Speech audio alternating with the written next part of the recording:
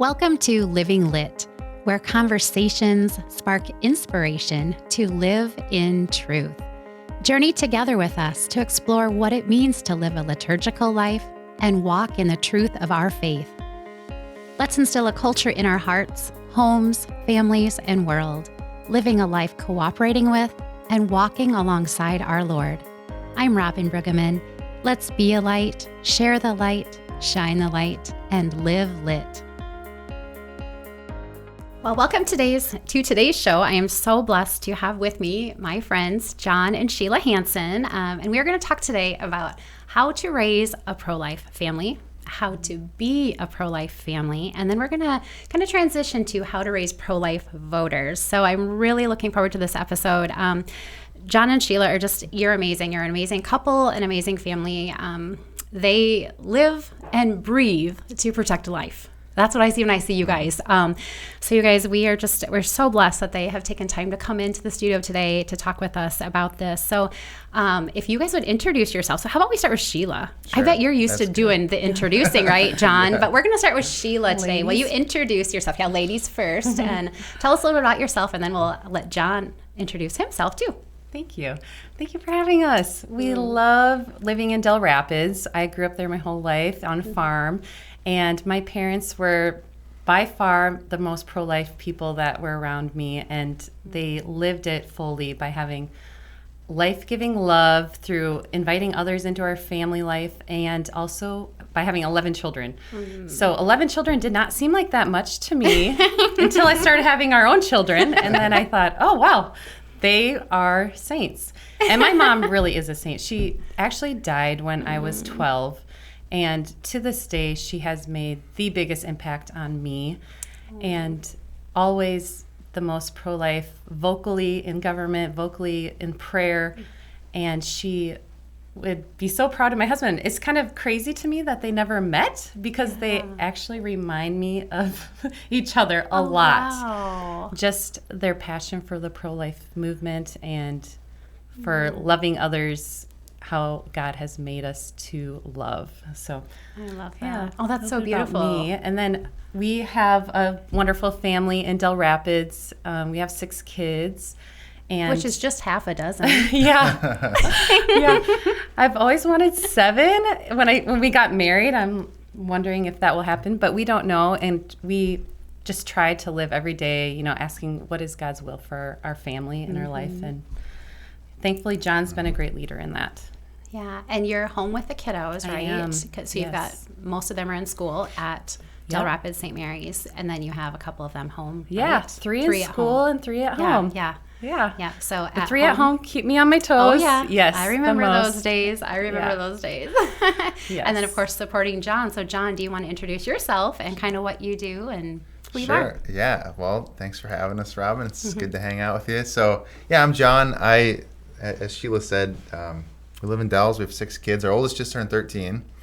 Teenager in the house. Yeah. Big step for you guys. Yeah, he's like playing football and starting to be gone all the time, doing sports and stuff like that. So we're entering into sort of a different phase of all that stuff. Yeah. Our youngest just turned 1, Samuel. So he's crawling, not quite walking yet, but he's getting there. So life is really good. We live in Dells. I am a lawyer. I'm also a state legislator, and I've been serving the legislature now for 9 years or something like that. I was in for a while, and then I got out, and then I got back in. And ordinarily I'd be practicing law, but right now we have a huge fight in front of us with this Amendment G, which is an amendment that would go into our state constitution to legalize abortion all the way through the 9th month of pregnancy. So the law practice has been mostly put to the side for now, so we focus on fighting Amendment G. Mm-hmm. Yeah. And we're going to talk about Amendment G on this particular show, and what we can do to educate people and what we can do to fight that. But I feel like that really begins in our homes. The fight for life begins there. And Sheila, I think you just so beautifully, when you were talking about your mom, who I didn't know your mom, of course. I know a little bit about your story because I know some of your siblings and I've gotten to know you. And I didn't know that. So you were raised, I mean, I assumed because you're so open in life that you would have been raised that way. But that's so beautiful how you already spoke into how you were raised in that sort of family, like pro-life. And I think as you're saying that, I think one of the things that brings to mind is just an openness to life, right? And when we're in our homes, in our families, so now what you've done is you've taken the way you were raised. I don't know anything about the way you were raised, Jon, but then how you have like integrated that into your way as a married couple, right? And growing a family, being open to life. And so that's what I really want to talk about today. And I know we've talked about this for like the last year about getting together and doing something like this because I actually get asked that sometimes. I would say over the last few years in ministry, I've had people ask me, like, how do you do it? How do you introduce like the being a pro-life family into your family? And chances are, I think a lot of people probably already do it without realizing it because I think you think, oh, I have to do something like formal. But once you say it actually becomes a culture. Like I know for sure it is in your guys' house because you absolutely live and breathe and kind of work in defending life. But I think it's, even how do we have a pro-life culture in our family, in our home? So that's what I'm hoping like you guys will speak into with me today and how we can maybe give people some practical ideas of what that looks like. But what does that look like to you guys? What is that like entering into the Hansen household, your domestic church, your family? What does that look like to be a sacrifice? Sacrifice. You look at Jesus on the cross, and that's the perfect image of love. And so we often point that out to our kids. If you're going to be loving, you're going to be sacrificing for someone else and not thinking about yourself, but what is the good for the other. And teaching that at a young age, even this morning, my son that's 5, he took 3 little footballs all to himself, even though he had 2 siblings that both wanted one. And, just telling him like, well, think about them. Think about what they would want. They're both grabbing for it. And, he had to think about it a little bit, but it's getting them thinking of how can I act out of a good for the other? And sacrifice is the word that I think of when I was growing up too, of how my mom and dad sacrificed so much for us. They'd get up early at 5 a.m. to go milk cows together. And then, that was before school ever started. And then all day they were working hard and sacrificing for us and others, welcoming others always into our house for food and, just living the life outside of yourself and not just focused on one's own self. And, that's always my first sin that I have to confess at confession because we're all turned in towards ourselves in society, especially. And so you have to counteract that by just keeping the conversation going with the children of saying, okay, we need to, out of love for the person, think of them, and that takes patience, kindness. You think of Corinthians chapter 13. What love is. We can name all those to the child, depending on what they're struggling with at the time, And so using that, and then just this week it talked about, having our faith in works, and Jon always talks about that. That was our Sunday gospel this week, yep. We have faith, but all your listeners do too, I'm sure. And so it's putting that work into action of actually living that out in love. I love that. I love that connection because I think that's where we can really take having a culture of loving one another and being self-sacrificial and respecting life, right? As life, right? But then where the works come in, it is doing that step beyond that. And that's, I think, where even on the pro-life aspect and being anti-abortion, which we'll get into, all of that becomes some of the works after that, right? Yeah, it does. So that's awesome. That's so beautiful. I'm so thankful that you brought that scripture into this. Yeah. I think there's just like it's almost like we need like a public awareness campaign for families again. We do. Because so much of our culture and society sort of like makes family life secondary in a way, because it's like, okay, well, first you have to go out and, choose your career, and then you have to like build up some wealth and success, and then maybe you can start a family after that. And the same really can be said about like having children. Like a lot of energy is actually spent in our culture avoiding kids. Yeah. And like there's just a recognition that I think needs to be spread, like a reminder, like family life is so good and life is so good and such a gift from God. And we've just really kind of lost that. And so, part of the way we live our life is just to like hopefully be a reminder, an example that like family life is good, and that it should be preeminent, and that like what we do ultimately should serve the Lord and serve our families, and everything beyond that is secondary, really. Yeah. And that started off right when we were married, too. It reminds me of, us getting married young. We weren't worried about having our degrees done, having our bank accounts full before having a child. We trusted God. That's what it takes is trusting each other and God, that He'll take care of us.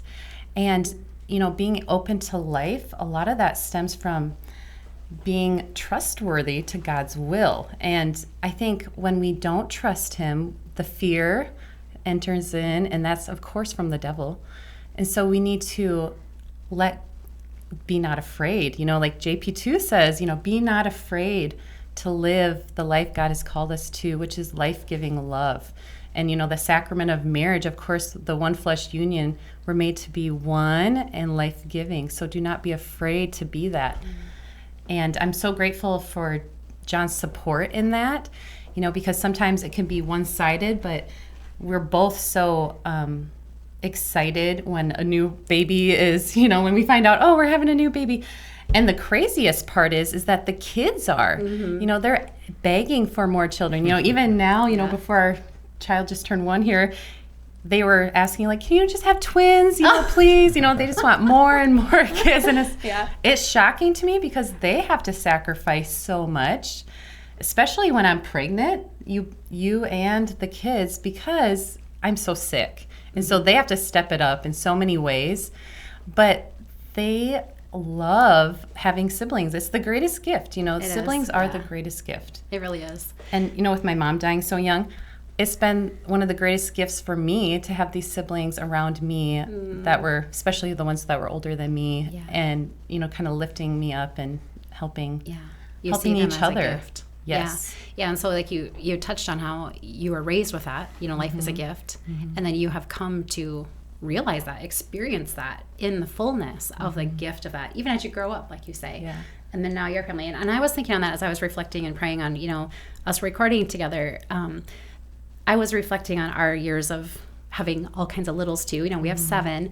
And it was the same where we would get so, we were so excited. And then, we already had the littles. They were so excited to welcome another baby. And they too were asking. And I have had my kids say, please have twins also. Yeah. And, but it is, I was reflecting on how the kids are so excited. And, and they, I think, have experienced some of the kids, and talking with some of them as they've been growing, where they come across people that they don't have that reaction. Right. But it's so beautiful, isn't it? So you guys are right there with, you get it too, where you're like, your kids are like, share in this excitement because it's the family's baby too. It's not just your guys' baby, it's the family's baby. It's our life. It's the family's life coming out of our family. And how beautiful that is. And when I was trying to like back up as far as I could in my mind to being like a pro-life family or pro-life couple, I think that's where it really, I feel like really starts to start, is that openness to life and how you rejoice in that when you have that gift and when it comes into the family. And like my kids are still asking me to have babies, and it's like, okay, well, I'm going to, that's great. As weird as it's great, because that's what we want. And and that's what you talked about, being raised with that too. But I think that that's like this subtle way of kind of laying the foundation in our families of life is good. And like I said, it is hard. I too get sick with my pregnancies and all this. And so pregnancy itself is not always exciting, Right. but they know what's coming out of that. Like there is life coming from this. So I think that's such a beautiful foundation to have, that then they carry it with them. And then also with that, it's sharing in the excitement outside the family. So you're sharing like, okay, yes, we are having a baby. Yeah. But then it's like when your other extended family are, or someone at church is they're expecting, and sharing in that excitement, I think too, is another thing that maybe like the kids are recognizing, that we recognize other people, other women with child, and go, oh my goodness, that is so exciting. When is baby coming? And sometimes it's, bringing a meal to them or whatever to show this is a great gift that this woman has life within them. So I think that they tend to recognize that more, don't you think? They when you have do. that culture in your home, which I think you do have to be intentional about. I think it's also the way we as parents are reacting, right, to life coming in again or whatever. So I think there's that choice. So we're choosing life. We're choosing to be open to life, but then we're choosing to respond in a way when God blesses us with that life. Our response then, I think, also helps to cultivate and kind of form that. I don't know if you know what I'm saying? It kind does. of within the family, and speak so much to our kids in the home, that it's not like we even are having to go, okay, well, we are pro-life because now we are really excited that we're pregnant in the house. It's not like you're like having to break it down. It's just that living from that, right? Like living that, they're kind of learning that just by being in that integrated home of that. I don't know. One tangible way that I do ask, for them to kind of become a part of the pregnancy, the journey, is, talking about the baby as their sibling already, because it is, of course. Yeah. But, just really speaking like, oh, do you think your baby brother or sister is, kicking, going to be a soccer player, things like that. Just, helping them realize the humanity there, even though they can't see. Yeah, and exactly. That's a good point. Because, wouldn't it be great if we had a little window on our bellies? Yes. You're like, look at baby. But because it is kind of hard. It's kind of that removed of, like, I actually have started to where I try to picture that now when I see pregnant people. Is that weird? Yeah. I try to picture the baby. Yeah. Because you can kind of, not forget, but kind of, but it helps you remember that is a real human baby. And so I love that you're doing that with the kids, and even inviting them, oh, baby's kicking. Right. Come feel like your brother or sister is moving around. And, and as they get older, love that. Yeah. As they get older, you still use that same terminology of like, this is your brother, and so instead of saying like, oh, he's, just their names, sometimes I'll say, it's your brother or your sister that needs you. And, I think love and responsibility go so close together. And so, teaching them that if you love someone, you're also kind of responsible, which is really helpful in a big family to have the siblings take some ownership in the responsibility of helping others in the family. Yeah. Even just having our oldest one babysit, we were able to go to a movie on Sunday night, and so fun. Right? It is fun when you have a kid old enough to babysit. Yeah. But, they take the responsibility very seriously, and it's been throughout their whole life that we've kind of instilled that in them, that we're always in charge, but that they have a sense of responsibility because they love their sibling.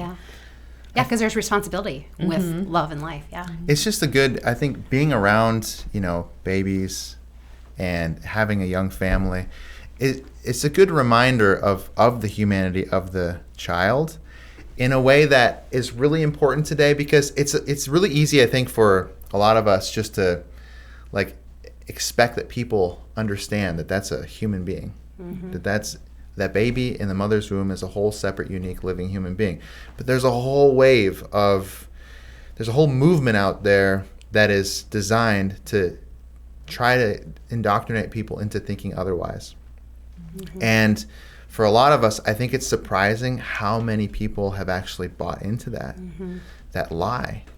And so just, having that openness to more children and just like living that young family life, I think it's a good reminder for the kids, and it's a good reminder for everyone around you. Like, no, that's a real human being. That's not just a clump of cells. That's not just like uterine contents, which is crazy, but that's what they say.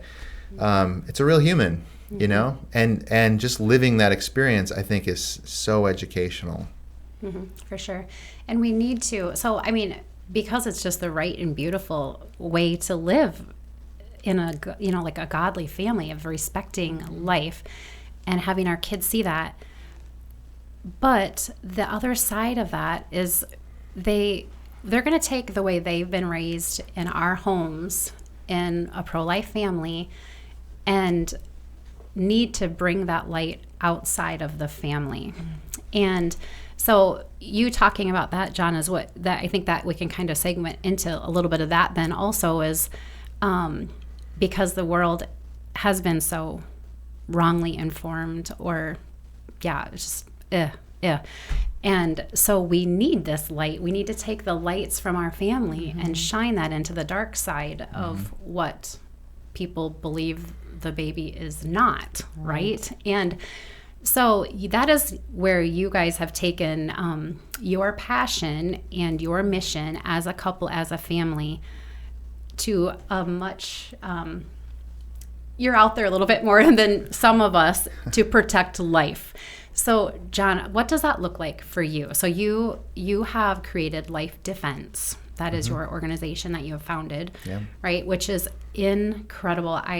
I just marvel at the work you guys do. And like even driving around Sioux Falls lately, I mean, I've seen so many billboards, way to go. Yeah, and I'm telling the kids, look, guys, that's Life Defense. That is them. They're putting those billboards out, all these things. So you guys are really have taken your passion and your mission as a couple together in a family. And you are really taking very bold in a good way steps to help protect life, but to educate the rest of us. So talk to us about Life Defense. Well, so, like everything else we do, like Life Defense is born of just our desire to know and do God's will. And so, going way back, it's just, we recognize the humanity of them born. We see the issue of abortion, and it's just like unfathomable the amount of lives that are lost and the amount of mothers and fathers' lives that are affected so horribly by the issue of abortion. And so, praise God, Roe versus Wade was overturned by the Dobbs decision a couple years ago. Our state had a trigger law that went into effect, and when the trigger law went into effect, that meant for the first time for like 50 years, our state was able to protect life fully in the state of South Dakota. But now there was a petition that was circulated and a measure put on the ballot that is set to appear in the November general election ballot. And if this passes, it would write into our state constitution legalized abortion through all 9 months of pregnancy. And so I, along with a good friend of mine, Leslie Unruh, we formed this organization called Life Defense Fund. And we've just really taken it upon this organization as a mission to make sure that we continue to protect lives, protect mothers and fathers, and keep abortion from being written into our state's constitution. Roe versus Wade was the law of the land in America for like almost 50 years. And if this is written into our state's constitution, it's not like the legislature can just go in and amend that. That's not how it works. They can't. The governor can't go in and amend it. The only way to undo it is through another constitutional amendment, which is like as hard to change, as hard to pass as you can get, And so it's as permanent as it comes. So that's coming up soon in the state, and we have a choice to face. Are we going to keep protecting the lives of unborn and protecting mothers and fathers, or are we going to go the way of, New York and California and pass some of the most extreme abortion laws in the country? And we want to make sure that we can do everything that we can do to keep South Dakota pro-life state. For sure. And Jon's using his legal expertise in this. And so, when we talk about speaking truth, a lot of what this amendment talks about is, maybe some terms that you've heard before and you think, oh, okay, maybe it's just the first trimester. Maybe some people would agree with that. But then when you keep reading and look at a few undefined terms, then it really opens up the gamut of, the legal world saying, well, actually, this word would mean health, which means any part of their health. And it's not only that, it's keeping their health how it is, which would mean not having a baby. And, and so there's just so many loopholes that legal experts thankfully can look at and say, this might on its face look like it's not that extreme, but when you look at those certain words, it opens up a huge gamut of just letting whatever go. And it's sad that even in the first trimester, it's saying you can't even protect mothers by having a licensed doctor or in a facility. We have it basically back to, what they were saying about back alley abortions. And, it's just so sad to me that we're not protecting mothers. And that's really what I've loved about the pro-life movement, and what we've focused on so much is actually loving a mother would be protecting her and helping her, not just help for a little bit, because sometimes the devil will speak little truths like, oh yeah, we're here to help by taking this away. But really the full truth is, if I loved you enough, I would walk alongside you for the rest of your life and the rest of the baby's life. And so that's what we're trying to do is, live, in our daily lives, just helping friends that have babies, like you had said, and, speaking truth to their dignity as a human being, and not just saying, this is a problem that can go away. Mm-hmm. Yeah. So I think now is a good time to, so we've talked about, like a pro-life culture family in our home. And there's, different little examples we could give on other things that look like that. But it also comes into speaking truth about what abortion is. Mm-hmm. And so like in our home, when we felt the age was right, and it can be somewhat young mm-hmm. to what abortion actually mm-hmm. is, and what that people will choose to end a life. And, so kind of walking through what that is, and your family, your kids, when that time is right mm-hmm. and how much they can handle of what the ugliness is of abortion, so they know that exists and that people will choose to take innocent life. And so it is then, I think, like you say, speaking into those truths. Mm-hmm. So I think now we can transition into, we raise pro-life kids. We're a pro-life family. The kids are aware of this is abortion. Mm-hmm. And some people just don't want to even talk about it. I think there's a lot of families that they're just not, you feel like they can't go down that road. It's what even I'm going to just branch out and say, I bet you even maybe there's some pro-choice people that don't even maybe talk about, do you think mm-hmm. that, I don't know what it's like right. to be that, but do people really talk about it? And I think that's important. Mm-hmm. And that's something we did at a young age too, is this is what goes on in our world. And we need to pray. So that's another thing, is praying to, we need to pray all the time. Let's pray to end this evil in the world, and pray for a protection of life and a culture of life. So we pray for that, but having them know, mm-hmm. and that does begin with like the terminology. Now you're talking about how, we are so blessed that Jon has his law degree, and you're able to take your knowledge with that and apply it into protecting and saving lives through the life defense and so many other ways. But then that's building on the truth. Like you're able to break that mm-hmm. down what the terminology is. But if we've kind of laid that groundwork for our family, then our kids can get to a point that they are more educated in the truth, and they know how to seek that truth. And then that will eventually, that'll help them to protect life, and when they're having these conversations. Mm-hmm. And I know, Sheila, you and I had talked on the phone about, even, I think for a lot of people, the protection of life is just having conversation. How can you protect life? What can you do? And you had, the other day we talked about that on the phone. I thought that was so beautiful, is for lay people, we can just start to have conversations. Yeah. And what I love about that is, I think of that seems bold. It's bold to a lot of us, just like, how am I going to just talk about this? Bold. But when we say the word bold, I feel like on our pro-life side, it's a beautiful bold. Mm-hmm. It's not aggressive and angry. It's a beautiful bold. How can we be bold in a beautiful, life-giving way that is gentle but has this good? It's charitable. So do you want to speak into that while I'm thinking of it? Like the conversations that we can have for life. It reminds me of Jon's conversion, actually, to being pro-life. You weren't always pro-life? No. Well, no.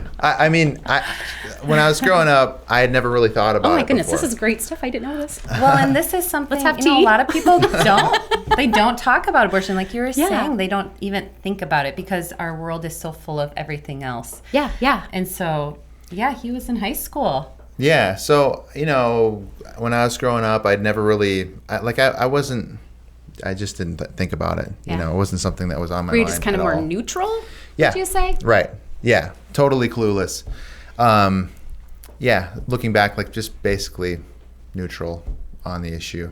And so I was working at the movie theater, which was one of So my in first Dells? jobs in Del Rapids. Okay. Yeah. Great movie theater. Everybody should go to the Dells Theater. We're going to meet It's- your family there. We're going to bring my family. Yeah. We'll meet there someday. It's awesome. They have a I cry love room it. there. That's a little fun fact. Oh. Yeah, so you can bring a baby. Like cry rooms at church. That's living pro-life, right? Yes, Isn't it that is actually. businesses? Yeah. I love that. Okay, Yeah. so you're working at the movie theater. Yeah, so working at the front counter, and we'd like make the popcorn and stuff like that. Like you see. And I was working with a girl named Erin at the time, and so somehow Erin and I struck up the conversation on abortion. And Erin was pro-life; she's Christian, and I really hadn't thought much about it. So as we're talking, we're just kind of going back and forth. And at one point, I'm kind of at one counter and she's at another counter, and I'm just like, Erin, what's the big deal? Like, the baby doesn't even know that the baby exists. Like, what does this matter? And after I said that, I looked back at Erin, and she had just begun to cry after I said that. And it wasn't anything she really said, but it was just in that moment that I realized, okay, there's something deeper here that I'm not thinking about. Obviously, there's a truth that I'm just completely missing. And so it was just right there in that moment that I'm like, I need to learn more about this. And this was as a high schooler. Yeah. Awesome. Yeah. So, it wasn't like Erin was some sort of like constitutional law expert. She wasn't a scholar in Roe versus Wade or anything like that. She just like shared the truth with me in the way that she knew how. And that's all it took to help to set me on a journey to knowing the truth about abortion. So hopefully, people out there, you don't have to be an expert. You should, like you were saying, it's a good thing to just share the truth, because we have the truth on our side, obviously. I mean, abortion terminates the life of a whole separate, unique, living human being. We should protect that life, and we should protect mothers and fathers from the horrible consequences of abortion. And you don't have to be an expert. All you have to do is just share the truth. Just be bold enough and have the courage to just to say what it is, Mm-hmm. And I think that's instilling virtue in our children, especially, and in ourselves. Courage, that the fortitude and temperance when we're living out, our holy marriage. All those things start when you're a child. And so having that witness with the children, maybe you're bringing them to different things like the life chain that's coming up in October. Or, for our son Jude's birthday, we would go and pray at Planned Parenthood on his birthday, just to recognize cool. like life, and we're grateful that you're here.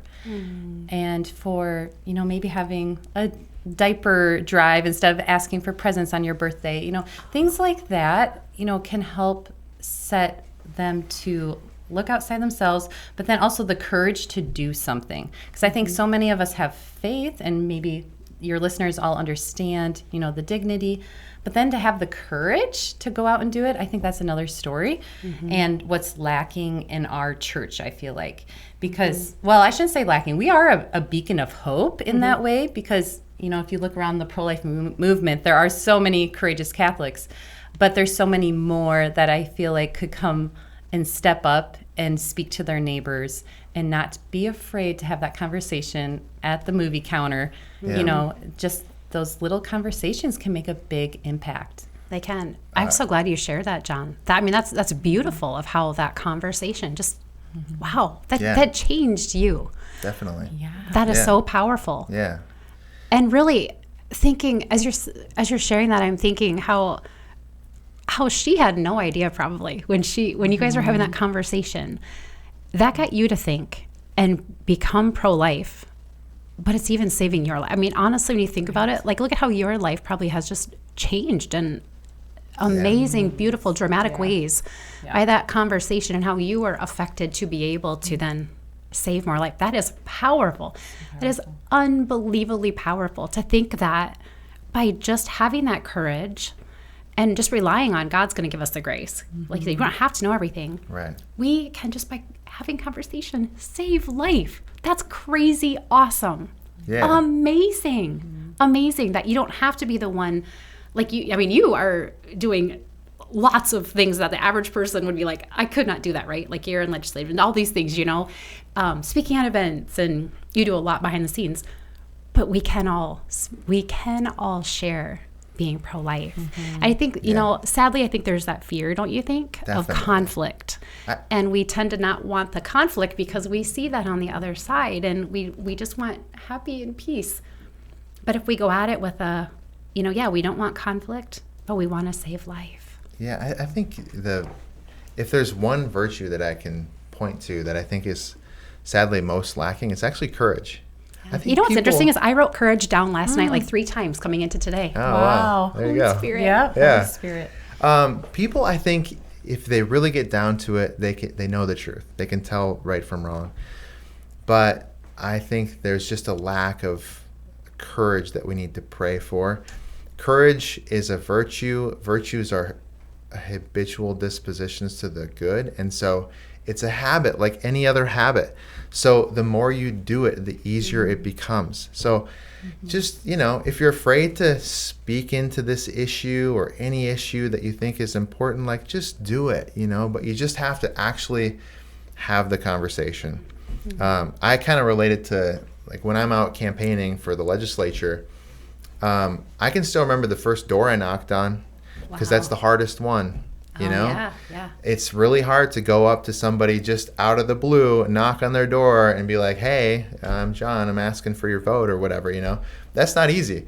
But when you do it 1,000 times, it gets pretty easy actually, And the same goes for anything. Like you just have to get over that first hurdle, and then, once you're beyond that, it's just like, okay, Lord, I'm here. Just whatever you want me to do, I'm for it. Just point the way and I'm there. I love that. Come back next week where we're going to talk to Jon and Sheila about how to raise pro-life voters.